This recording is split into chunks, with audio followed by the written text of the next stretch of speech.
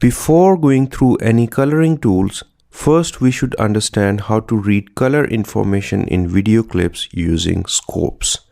And that's crucial because we can color correct or grade a video well only if we know how to analyze the colors already present in the video.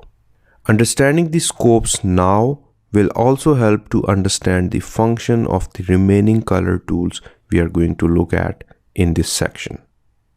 I would argue that scopes are one of the most powerful tools in Davinci Resolve, and to work with colors, we really need to understand them well. So in order to look at scopes, you can just right-click on the preview window, and here there would be an option for show scopes. And when you click that, 4 scopes come up, and we have parade, waveform, vector scope, and histogram. Or another way to look at scopes is you can just click on this graph-like icon. When you press that, it brings up one scope at a time. So right now it is showing waveform, but if you want to look at the other kinds of scopes, here are all the options. We have parade, we have waveform, we have vector scope, we have histogram. And if you want to change settings of these scopes, this is the settings button where you can go and change the brightness of the waveform itself, the scale, then other settings, and even you can look at only one of these like red, green, blue, or a combination of any 2 of these or all 3. By default, all 3 are enabled. And if you hit this arrow, you can see all of them at once. And maybe you can put them on a separate monitor if you want to, so that you can see that information while you are grading. So now let's look at each of these scopes closely. And by default, this button would be enabled, so don't panic if you don't see any waveforms, because by default this keyframe panel would be enabled. So in order to look at the scopes, you have to press this button, and can change to any of the scopes by picking this option.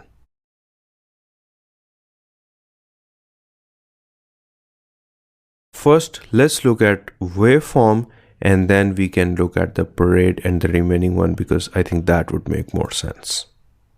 So the waveform, it basically shows all the color information in this graph or waveform. As you know, all images lie between perfect black and perfect white. So the bottom or 0 of this waveform represents perfect black, and 1023 or the top of this waveform represents perfect white. And all the image information should lie between these limits. So let me just brighten this waveform a little bit more. So the left side of the image corresponds to the left side of the waveform, and the right side corresponds to the right side here. However, the y-axis of the waveform does not map to the height of the image, it rather shows brightness. So you can consider it a graph of horizontal position of pixels on the x-axis versus their brightness on the y-axis. The shadows would lie towards the bottom of this waveform, the highlights would lie towards the top, and midtones would be somewhere in the middle. So now let's try to interpret this image with the help of this waveform a little bit. So as you can see, starting from this edge all the way to this portion here, the image is pretty flat and there is not much variation going on vertically. Okay, so here is the sky all the way from this position to this position. Similarly, these fields. So there's not a lot of variation from here to here. And same is the case with the waveform from here all the way until somewhere here. And after that she occurs, and that is where she has some bright colors in her clothes and then the skin tones. And because of that, there is some fluctuation in the graph.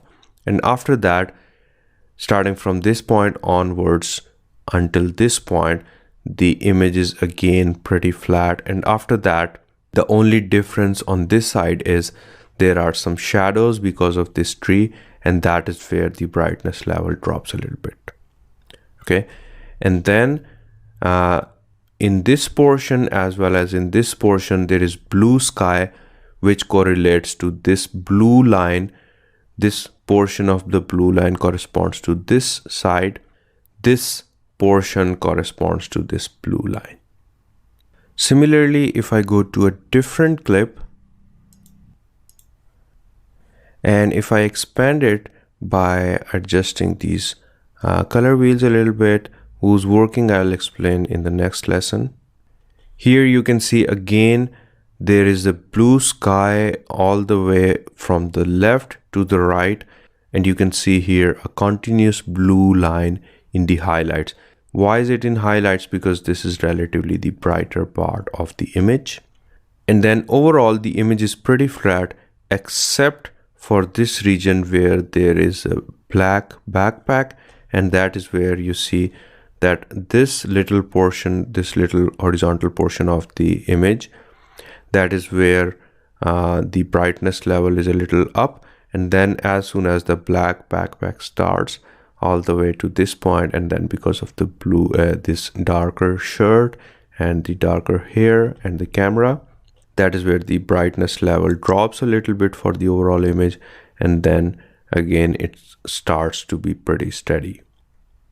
So if I change the offset a little bit, I can shift this waveform up or down. So I can play around with this to expand it. So ideally, the whole waveform should fit in between the bottom and the top. However, that's mostly not the case, and fixing that is the main objective of the color correction phase. So here you can see that the original clip was a little bit dark, but by using these color wheels, I can improve the exposure as well as the saturation of the colors. And we can use this waveform to see specific parts of the image that you're adjusting and make sure things aren't clipping. So I'll go ahead and reset all of these.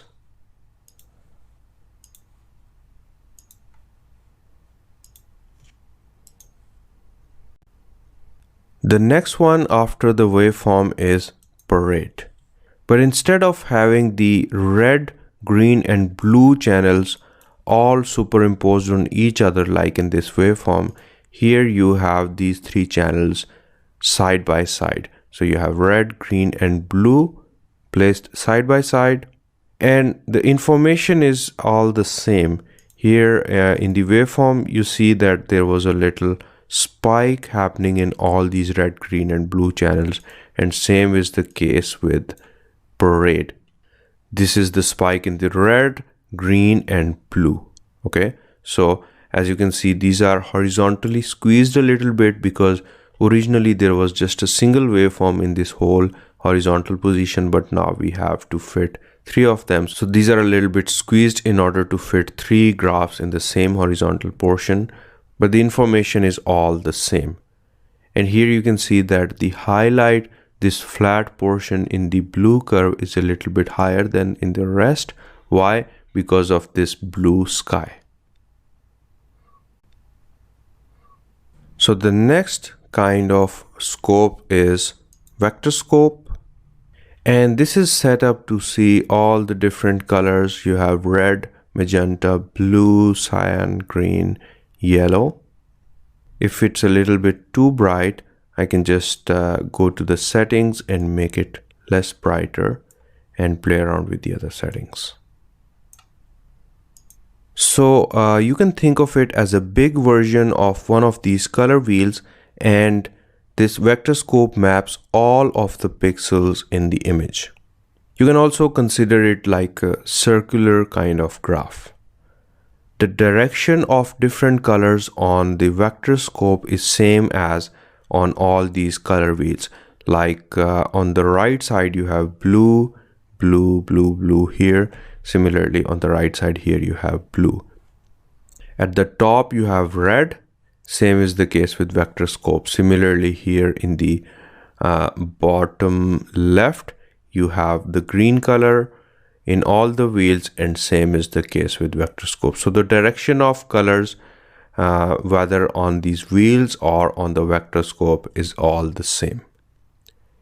And the extent of the spread from the middle means saturation. So here in this direction, it is spread out a little bit more.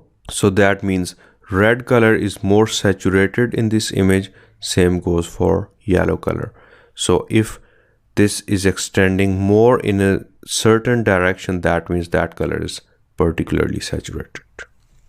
Now, depending on the color adjustments you're using on your image, you will see the vector scope pushing out in specific directions.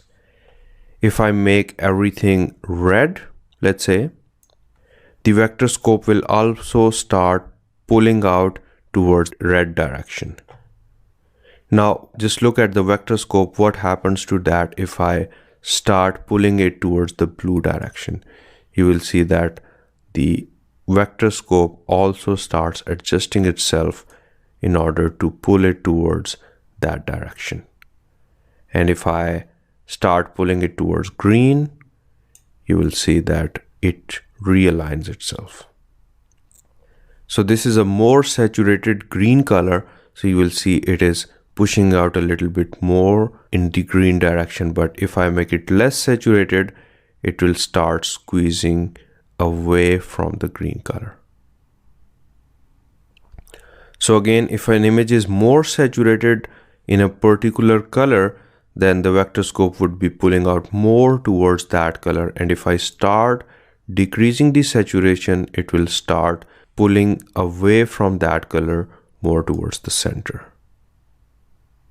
So to sum it up, its spread from the center is saturation and direction is hue. So I'll go ahead and reset that. And finally, we have the histogram, which is also quite easy to understand and helps to see how well exposed your image is. Although it may look a bit similar to waveform and parade, but don't get confused because histogram is totally different. Histogram is basically a graph with x-axis for brightness or exposure. So it starts from darkness or low exposure on the left side all the way to very high brightness or exposure on the right side. And y-axis basically represents the amount of data under different brightness levels. So let's look at a couple scenarios. So let me decrease the gain. And here you see the video is pretty dark or underexposed. So in histogram, you will see that it is more aligned towards the left side, which means a lot of data is lying on the darker side of the graph. Because remember, this is the darker side, this is the brighter side. So you can see not much data or virtually zero data is lying on the brighter side, but there is a lot of data lying on the darker side of the spectrum. Now let me just make it bright and see what happens to the histogram. As I make it brighter, you will see that the histogram starts shifting towards the right side. And if I keep it increasing, the image is too bright or overexposed, and you see that a lot of information or a lot of data is lying more towards the brighter side, and very little or almost zero data is lying on the darker side. So just by looking at the histogram, you can see that the image is overexposed. And let's also consider another scenario. So let's say there is too much contrast, like here. So darks are way too dark and brights are way too bright. So here you see these are the shadows and these are a little too dark and you can't even see them clearly. So this corresponds to this side. You can see that in all these channels, red, green, and blue, you have a lot of data very close to zero. That means the shadows are way too dark, like here and here, you can't even see the details. Similarly, on the brighter side, you have a lot of data sitting in all these channels. So you can see in the red, green and blue channels, you have a lot of data which is represented by these spikes around this 100 mark. Highlights are way too bright. You can see the sky. You can't see any details in that.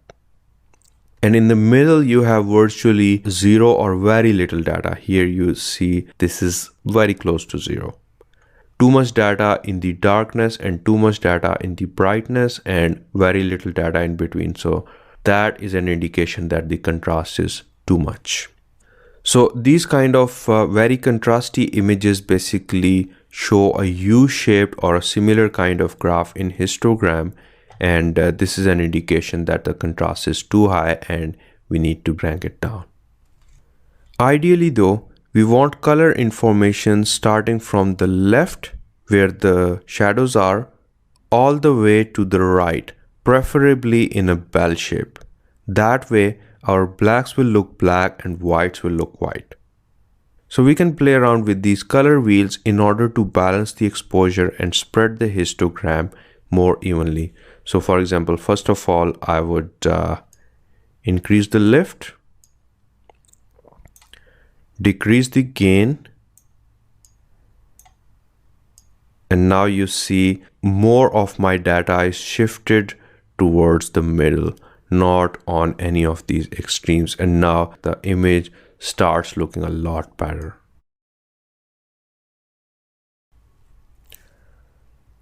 Now, how to use these scopes to your advantage? Well, just by looking at these scopes, you can get a lot of information about what's going on in your image. So for example, here you see that the histogram looks quite balanced, but if I go to the other clip, which is this one,